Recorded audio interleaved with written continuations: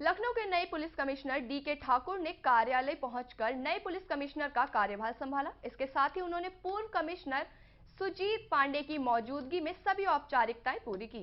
बता दें कि जहरीली शराब कांड में सरकार ने सख्त रुख अपनाते हुए लखनऊ के पुलिस कमिश्नर सुजीत पांडे को पद से हटा दिया और एडीएस के एडीजी डी.के. ठाकुर को लखनऊ का नया पुलिस कमिश्नर नियुक्त किया गया।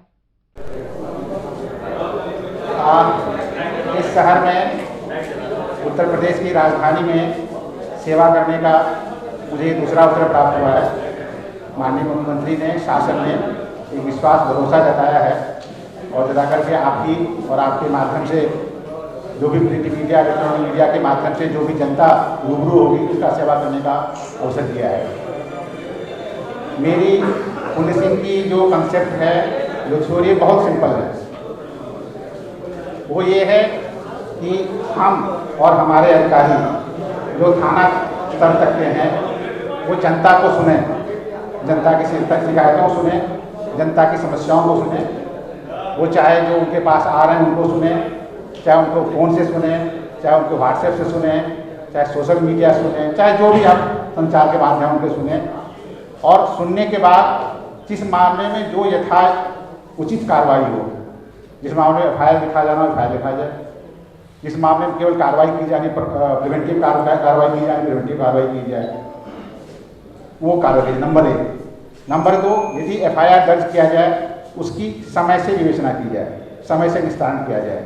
जनता को ये शिकायत देने का मौका ना मिले, हमने एफआईआर लिखा लिया, उस पर कोई कार्रवाई नहीं हो रही है। जनता को ये शिकायत करने का मौका ना मिले, हमने एफआईआर लिखाया, उस पर पक्षपातपूर्ण कार्रवाई हो गई है। ये हम सुनिश्चित करने की कोशिश करेंगे।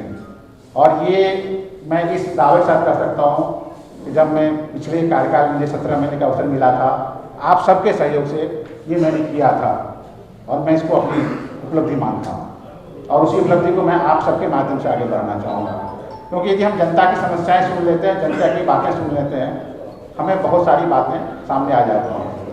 इसी के माध्यम से जो हम अपनी प्राथमिकताएं ज्ञापित करते हैं शासन की, प्रशासन की, चाहे वो अपराध मुक्त, भयमुक्त समाज स्थापित करने की, माफियाओं के विरुद्ध प्रभावी कार्रवाई करने की, महिलाओं, बच्चों, दलित वर्गों, कमजोर वर्गों के विरुद्ध जो भी अपराध हो रहा है उस अपराध के संबंध में विरोधात्मक कार्रवाई करने की, या उन अपराधियों के विरुद्ध प्रभावी कार्रवाई करने की, या माफियाओं के विरुद्ध कार्रवाई करने की, या मिशन शक्ति की, ये सब एकाकार अंगीकृत रूप में होकर कार्य करेंगे हम लोग। हमारी मूल योजना ये रहेगी। इसके साथ साथ आप ट्रैफिक की बात करें, स्मार्ट सिटी की बात करें, सेफ सिटी की बात करेंगे, ये सब धीरे धीरे सामने नई चीज़ें आ रही हैं, उस पर भी हमारा फोकस रहेगा। जो मैंने महसूस किया है एक आम नागरिक के रूप में भी, क्योंकि इस बीच में 2012 में यहाँ करने के बाद बहुत सारी जगहों पर सेवा करने का मुझे अवसर मिला, तो वो जगह मेन पुलिसिंग से हट करके मैंने एक आम नागरिक के रूप में आपसे बात करके तो समझने की कोशिश किया। तो 2012 से 2020 के बीच में काफ़ी अंतर आ गया है।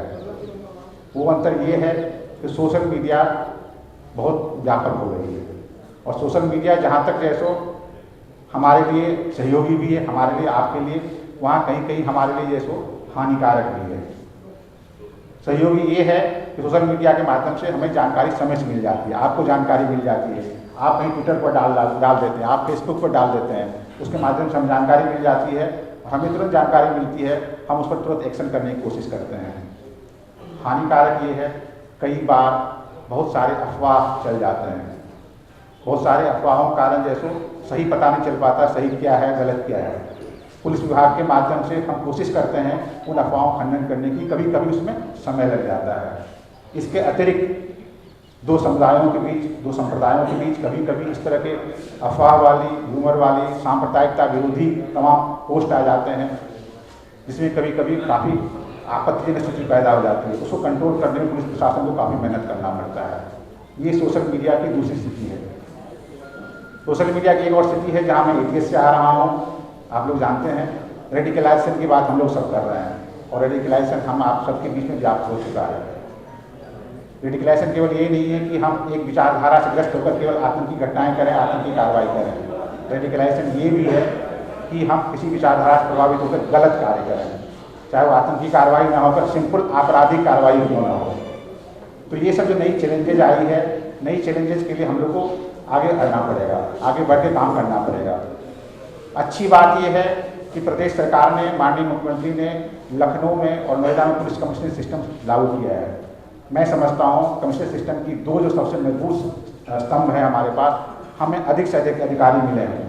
उन अधिकारियों के माध्यम से जो हमारी पुलिसिंग की कंसेप्ट है, जो हमारी पुलिसिंग की प्रोजेक्ट है, उसको हम अच्छे तरीके से, प्रभावी तरीके से लागू कर सकते हैं। साथ ही साथ कमिश्नरी सिस्टम में हमें मजिस्ट्रियल पावर्स मिले हैं। उन पावर्स के माध्यम से हम जो गुंडा तत्व हैं, असामाजिक तत्व हैं, सांप्रदायिक तत्व हैं, उनके विरुद्ध प्रभावी निरोधात्मक कार्रवाई कर सकते हैं। ये हमें पावर्स मिले हैं। तो ये जो चीज़ें मिली हैं, जो जनता के तरफ से सरकार ने, माननीय मुख्यमंत्री ने हम पर, पुलिस विभाग पर जो विश्वास उत्पन्न किया है, उस पर हम आप सबके माध्यम से, सहयोग से मिलकर काम करना चाहते हैं। अंत में मैं अपने तरफ से एक बात कहना चाहूँगा। जब मैं पिछली बार था, 17 महीने था, हमारे पुराने मित्र हैं, मैं सबको मित्र मानता हूँ। हमारे और मीडिया के बीच काफ़ी विश्वसनीयता थी।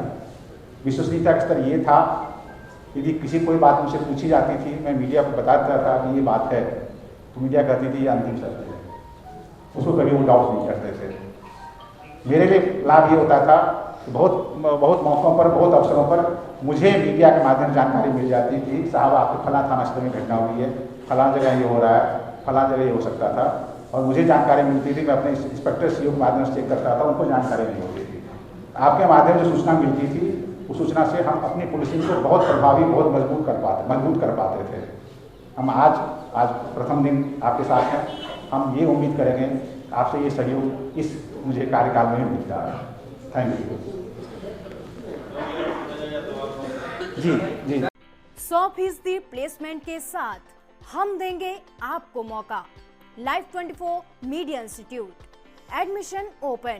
रजिस्ट्रेशन के लिए कॉल करें 9560464170।